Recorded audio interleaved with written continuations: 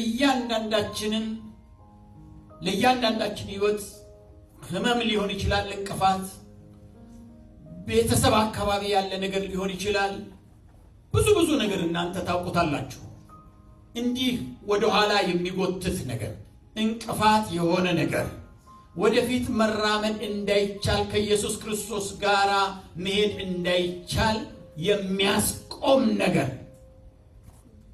እግዚአብሔር ባንተ ህይወት ባንቺ ህይወት ዓላማ ያለው ይያለ ሊሰራ ያሰበው ነገር ይያለ ያንን የሚገዳደር እንቅፋት ሸክም የሆነ ነገር በሙሉ መሰበር አለበት የእግዚአብሔር ፈቃድ ይከናወን ዘንድ Praise the Lord.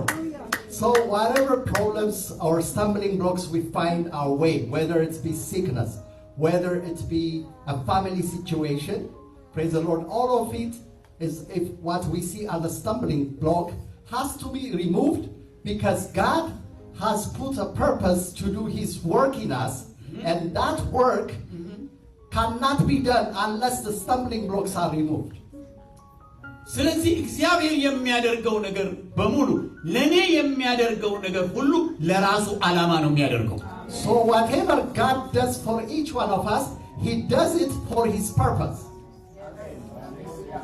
እግዚአብሔር በኔ ህይወት ዓላማ አለው የሚል ሰው ብቻ ዝም ብሎ ለኔ ለማውጣት ብሎ አይደለም እግዚአብሔር በኔ ህይወት ዓላማ አለው የሚል ሰው ብቻ እጁን ያውጣ Only a person that believes God has a purpose for my life, just only those people raise their hands. እዚህ ምድር ላይ ሲያኖረኝ ዓመትም ያኖረኝ ሁለትም ያኖረኝ አስርም ያኖረኝ እግዚአብሔር በኔ ህይወት ዓላማ አለው የሚል ሰው Whether I live for 2 years, for 10 years, for 20 years, but I believing that God has a purpose for my life. Praise the Lord. Hallelujah. እየበላው እየጠጣው እድሜ እየቆጠርኩ የምኖር ሰው አይነት አይደለሁም እግዚአብሔር በኔ ህይወት ውስጥ ዓላማ አለው ለሱ ስራ እፈልጋለሁ ለሱ ዓላማ እፈልጋለሁ የሚል Praise the Lord. I'm not here just to eat and drink, but I am required to the work of God. I'm required to be used by God. እንደዛ የሚል ሰው Someone that says God has purpose for my life.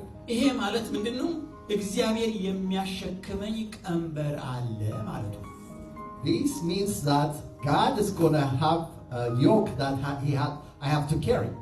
Yes. Yeah, God has his own yoke that he needs me to carry.